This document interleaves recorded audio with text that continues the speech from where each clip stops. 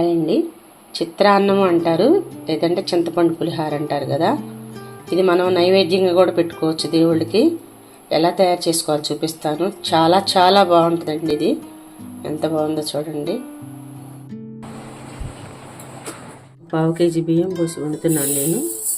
Water 1కి 2 పోసుకోవాలండి. కొంచెం పొడిగా రావడానికి 1 స్పూన్ నెయ్యి వేస్తున్నాను. 3 విజిల్స్ రానిద్దామండి. కుక్కర్ మూత పెట్టేసి స్టవ్ వెలిగించి 3 విజిల్స్ రానిద్దాము. నానింది 1 అవర్ నానబెట్టాను నేను. నానబెట్టుకుని చింతపండుని ఇలా బాగా కలిపి గుజ్జంతా దిగుద్ది అనమాట.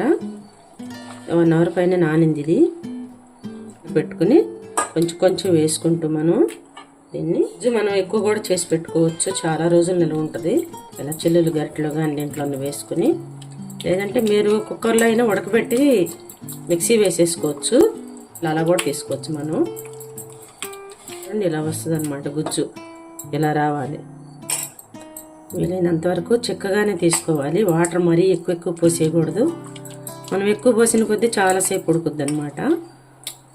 చూడండి ఇలా వస్తుంది అనమాట. చివరికల్లా కూడా ఇలా మనం పోసుకొని చక్కగా పూర్తిగా అయిపోయేదాకా కూడా ఇట్లా వాటర్ పోసుకొని పిసుగుతూ తీసుకోవాలన్నమాట. ఈ గుజ్జులోకి ఒక 7-8 పచ్చిమిరపకాయలు, అలాగే ఒక 25 వేస్తున్నానండి ఎండుమిర్చి. ఇవన్నీ కూడా మనం కలుపు కూడా పడుతుంది. పులుపు కాబట్టి కొంచెం ఉప్పుగా ఉండాలి. ఈ గుజ్జు మాత్రం మనం అన్నంలోకి కూడా ఇదే సరిపోతుంది. కొంచెం వేసాను. పులుపు అన్నీ కూడా బ్యాలెన్స్ చేయడానికి కొంచెం బెల్లం వేస్తున్నాను. స్టవ్ వెలిగించుకొని పొయ్యి మీద పెట్టేసి తిప్పి కొంచెం హైలోనే పెట్టేసేయచ్చు. దగ్గరుండి మధ్యలో తిప్పుతూ ఉండాలి దీన్ని. ఒక చిన్న స్పూను పసుపు కూడా వేస్తున్నాను.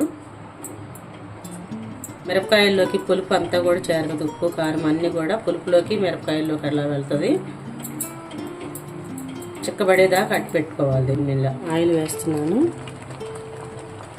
మనం ఎలాగో పులిహోరలో వేసుకుంటాం కాబట్టి కొంచెం వేస్తే రుచి వస్తుంది అనమాట. మీకు 1 నెల రోజులు నిలవబెట్టినట్టయితే ఆయిల్ కూడా ఎక్కువ వేసుకోవాలి. చింతపండు ఉడికేలోపు ఇలా దీంట్లో వేసుకుంటే కలుపుకోవడం తేలిక. ఇంత పెద్ద దాంట్లో వేసుకుంటే పులుసులో వేసినప్పటికీ కొంచెం పసుపు పడుతుంది. ఆయిల్ కూడా వేసుకుందాము. ఈవెన్గా పసుపును ఆ నూనె అంతా కలిసేటట్టుగా నూనె కలిపితే పొడిలాడుతుంది పులిహోర. మనం ఆడతాం చూడండి. రైసు ఉప్పు మనం చూసి కలుపుకుందాం. పులుసులో వేసాం కాబట్టి గుజ్జులో, చింతపండు గుజ్జులో గడ్డలు లేకుండా మనము కలుపుకోవాలి. ఇలా మూత పెట్టుకుని ఉడకబెడితే పొయ్యి నిండా పడకుండా ఉంటుందండి. ఇందులో ఉప్పు చూసి కొంచెం చాలపోతే కనుక ఉప్పు వేసేసుకున్నాము. వేసాను, చాలలేదు కొంచెం వేస్తున్నాను. 2 స్పూన్లు దాదాపు పట్టింది. దగ్గర పడి ఈ కన్సిస్టెన్సీ ఉండాలి. మరీ గట్టిగా చేసుకున్నా కూడా బాగోదు. ఈ కన్సిస్టెన్సీ ఉంటే సరిపోతుంది అనమాట. చూసారా ఇలా సుమారుగా ఈ గరిటె పట్టచ్చు. ఉప్పు అన్నీ కూడా నేను సరిపోని వేసాను. కరెక్ట్గా కలుపుకుందాం. కాలుతుంది. పేస్ట్ కరెక్ట్గా ఉందా లేదా అని చూసుకొని, ఇంకా చాలపోతే ఇంకొంచెం పేస్ట్ కలుపుకోవాలి. మొత్తం కలవదు పేస్టు, అందుకని మనం చేత్తో కూడా కలుపుకుంటే ఈవెన్గా మొత్తం కలిసేటట్టుగా కలుపుకోవాలి. పేస్టు ఉప్పు సరిపోయిందేమో స్టేజ్లో చూసుకుందాం. ఇంకొంచెం చాలలేదు, ఇంకొక స్పూన్ వేసాను. రండి అంతా కూడా సరిపోయింది. ఇప్పుడు మొత్తం ఉప్పు ఆయిల్ వేసుకుందాము. పులిహోర కొంచెం ఆయిల్ పడుతుంది. ముందుగా వేరుశనగగుళ్ళు, 2 స్పూన్లు పచ్చిశనగపప్పు, కాస్తంత మినప్పప్పు, రైస్ బాగుంటుంది. అలాగే ఆవాలు 1 స్పూన్ దాకా వేస్తున్నాను. ఇవన్నీ కూడా మీకు ఎన్ని పడతాయా అని సుమారుగా వేసేసుకోవటమే. అలాగే కొన్ని జీడిపప్పులు. ఇంగువ పులుసులో కన్నా కూడా దీంట్లో వేసుకుంటే చక్కగా వేగి స్మెల్ బాగా వస్తుందండి. పచ్చిమిర్చి, అలాగే కొంచెం ఎండుమిర్చి వేగిపోయినాయి. కాస్తంత కరివేపాకు,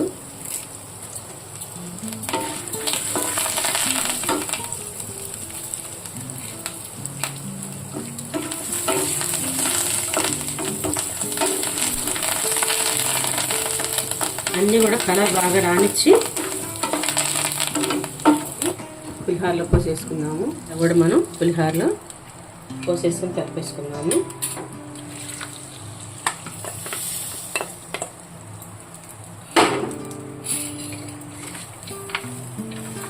కొంచెం చింతపండు పులుసు ముందు రోజైనా ఉడకపెట్టి పెట్టేసి పులిహోర రెడీ.